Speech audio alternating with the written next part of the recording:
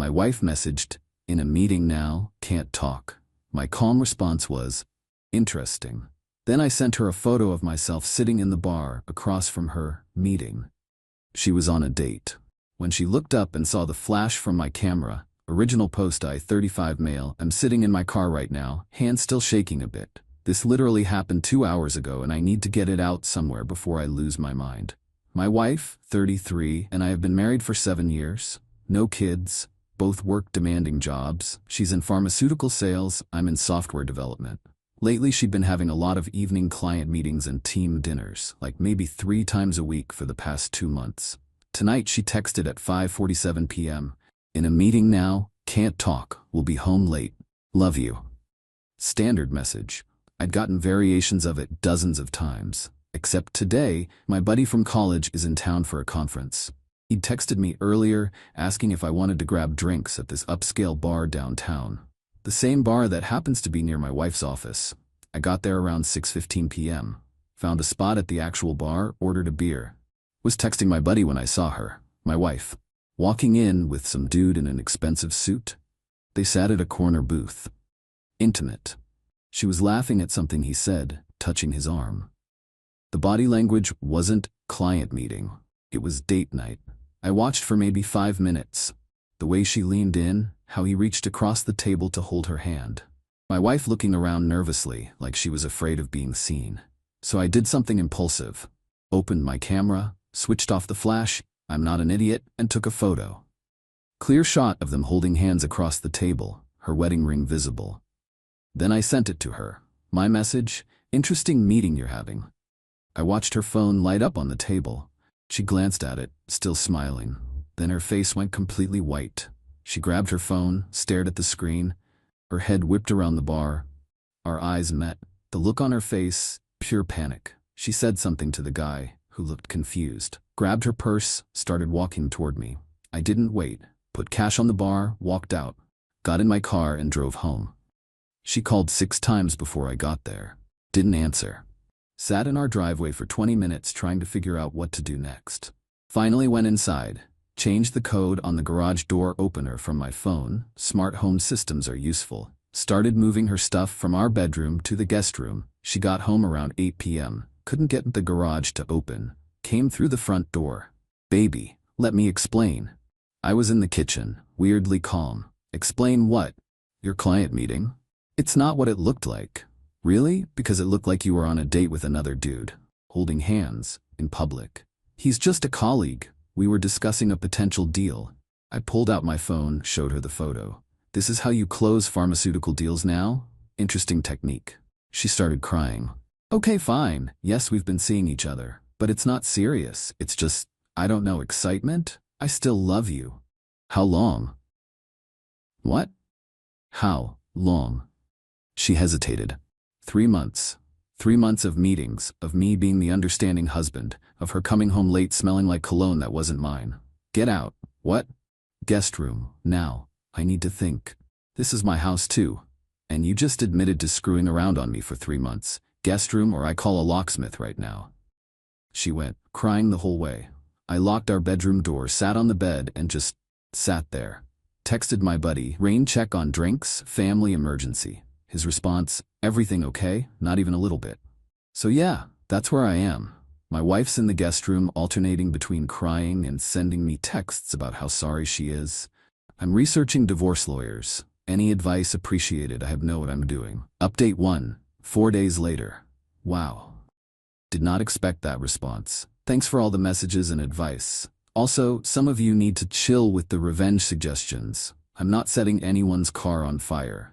Update on the situation. That night I ended up sleeping maybe 2 hours. Spent most of it looking at our bank statements on my laptop. Found some interesting patterns. Charges at restaurants I'd never been to. A hotel room 3 weeks ago when she said she was at a regional conference in the next state. We live in a border area. She was supposedly just 2 hours away. Small purchases at lingerie stores. The paper trail was all there. I'd just been too trusting to look. Morning after the bar incident, she tried to come into our bedroom around 7 a.m. I'd locked it. She knocked. "We need to talk." "Nope, you can't just lock me out of our bedroom. Watch me." I could hear her standing there. Then, I ended it with him. Last night, it's over. Can we please try to fix this? Through the door? Really? She started crying again. I made a mistake, a huge mistake, but 7 years, doesn't that mean anything? I opened the door. She looked rough. No makeup, eyes puffy, still in yesterday's clothes. It meant everything, I said. Past tense. You chose some random sales guy over our marriage, for 3 months. It didn't mean anything. Then why'd you do it? She had no answer. Classic. Here's what's happening, I said. You're staying in the guest room. We're getting divorced. I've already contacted 3 lawyers for consultations. You should probably do the same. You're not even gonna try? For us? There is no us anymore? You killed that. I was going to end it, I swear. This week I was going to tell him we couldn't keep doing this. Cool story. Doesn't change anything. I went to work. Couldn't concentrate worth a damn, but at least I wasn't home. My coworker noticed I was off, asked if everything was okay, gave him the basic story. He immediately recommended his cousin, who's a divorce attorney. Texted me her contact info. Called her during lunch. Attorney's name doesn't matter, but she was sharp. Asked good questions, told me some hard truths. Look, she said, you caught her cheating. You have proof. That's good. But this isn't a fault state for divorce. The affair doesn't automatically mean you get everything. What do you mean? Means the house, the savings, the retirement accounts? They're all marital assets. You'll probably have to split them 50-50 regardless of her affair. My stomach dropped. So she cheats and still gets half of everything? Welcome to modern divorce law. I know it sucks. That's insane. It's the system. We can potentially argue for a slightly favorable split based on marital waste if we can prove she spent marital funds on the affair, but don't expect much. Best case? Maybe 55-45 in your favor. This wasn't what I wanted to hear.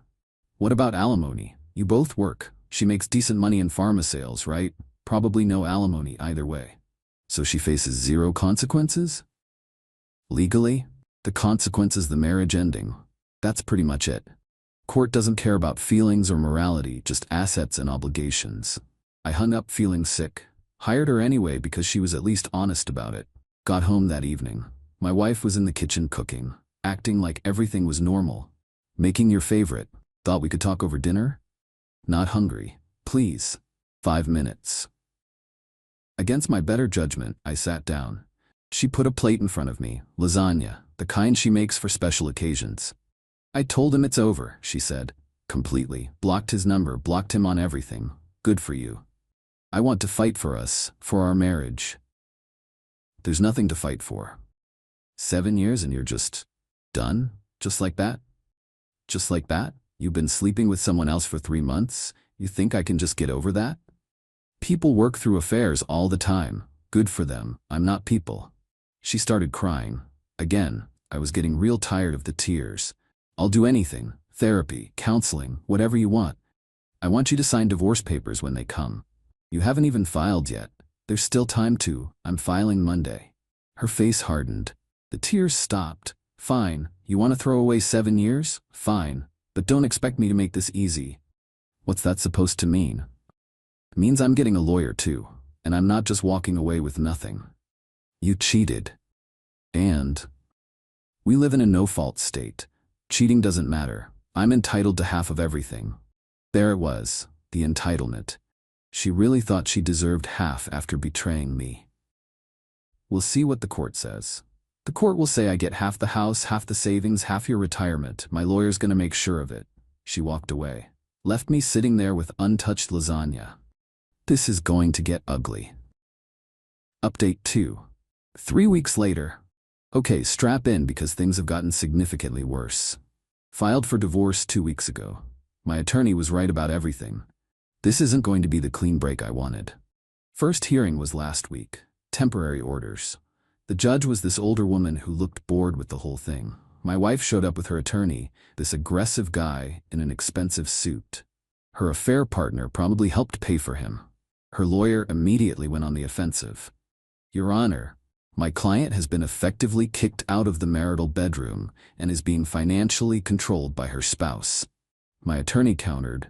My client discovered his wife was having an affair. He asked for space to process that betrayal. She still lives in the marital home. The judge didn't care. Both parties will have equal access to all areas of the home until the divorce is finalized or someone moves out. If that's uncomfortable, one of you should find alternative housing. Great. So now she had full run of the house again. Then came the financial stuff. Joint bank accounts were frozen pending final division. Credit cards I'd been paying off, including ones she used for her affair, were to be paid from marital funds. The judge basically said everything stays status quo until trial. What about proof of the affair? My attorney asked. The expenditures on marital funds for... This is a no-fault divorce, the judge interrupted. The affair is irrelevant to asset division unless you can prove significant dissipation of marital assets. My wife's lawyer smirked, like actually smirked. After the hearing, she approached me in the parking lot. Her lawyer was right behind her. Told you, she said, you're going to give me half of everything whether you like it or not. We'll see. No, you'll see. That house you're so proud of? Half mine. Your retirement account? Half mine. The savings account you thought I didn't know about? Half mine. You don't know about any. Your account at that credit union? The one you opened after we got married with the balance of around $23,000? Yeah, I found the statements. Marital property. My lawyer's demanding full disclosure of all accounts. My stomach dropped. That account was supposed to be my emergency fund. Money I'd saved separately. How did you?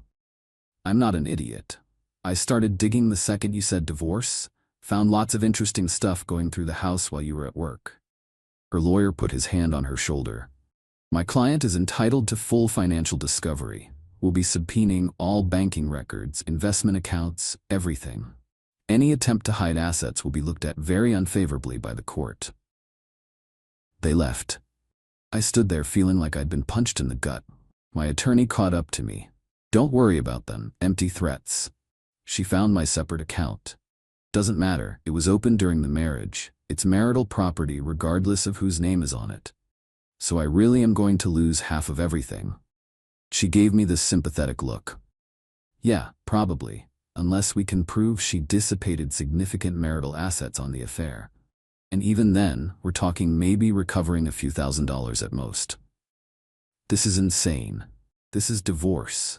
Back home, my wife was already there. In the living room. On the couch. Our couch. Like she owned the place. Have a nice talk with your lawyer? She asked. What do you want? Just wanted to let you know I'm planning to exercise my right to the master bedroom. Per the judge's order, I have equal access. Are you serious? Dead serious. Either we share it, or you can take the guest room. I'm not sharing a bed with you. She shrugged. Guest room's pretty comfortable, actually. I've been sleeping there for weeks. This was a power move. Pure spite. Fine, take the bedroom. I grabbed my stuff, moved to the guest room. She watched the whole time with this satisfied smile. Then her affair partner made his move. Got a message on social media 3 days ago from an account I didn't recognize. Turned out to be him. Hey man, I know things are messy right now. Just wanted to reach out and clear the air. What happened between me and your wife was mutual. She pursued me just as much as I pursued her. No hard feelings? No hard feelings. This dude helped destroy my marriage and wanted no hard feelings. I screenshot the message, sent it to my attorney. Can we use this? Maybe. Depends. Did you respond? Not yet. Don't let him keep talking. So I didn't respond and he kept messaging.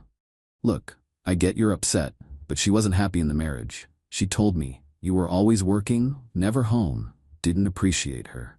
She needed someone who would actually pay attention to her. Now he was justifying the affair, blaming me. Actually, here's the thing. We're still seeing each other, just so you know. She said you'd probably find out eventually anyway. We're waiting until the divorce is done to make it official, but yeah, we're together. Screenshots of everything went to my attorney. Her response, holy crap. This is actually helpful, shows ongoing relationship and potential alienation of affection. It's a long shot, but we might be able to use this. Alienation of affection? Some states allow you to sue a third party for destroying your marriage. Unfortunately, yours isn't one of them, but it does show a pattern of behavior and might help with the narrative in court. Might help. Maybe. Potentially. Everything was maybes. My wife came home late last night. I was in the guest room with the door locked. Heard her stumbling around, giggling. She wasn't alone. She brought him to our house, the affair partner. At 11 p.m. on a Tuesday, I heard them in the living room, talking, laughing. Then it got quiet. I put headphones in, turned music up loud, did not want to hear whatever was happening out there. This morning they were both gone. But there was evidence. Coffee cups, a men's watch on the kitchen counter. The deliberate cruelty of it. Called my attorney. She's bringing the affair partner to the house. That's actually good for us. How is that good? Shows she's rubbing your face in it. Judge might not like that. It's one thing to have an affair, another to flaunt it in the marital home while divorce proceedings are ongoing. Get proof if you can. Photos, videos, witnesses. I'm not sitting around collecting evidence while I know it's hard, but if you want any advantage in this case, we need to show a pattern of deliberately cruel behavior. It might not get you more assets, but it might prevent her from getting things like your personal items or family heirlooms. Family heirlooms. Right? My grandmother's vintage record collection was in the living room. The guitar my dad gave me before he died. A signed first edition book collection I'd been building since college. She can't take those things, right? They're mine. Anything acquired during the marriage is potentially marital property. Unless you can prove they were gifts to you specifically, or inherited solely by you with documentation, she can make a claim. I wanted to throw my phone across the room. Instead, I started documenting. Took photos of the watch on the counter, the 2 coffee cups, noted the date and time, started a log of every time she brought him over.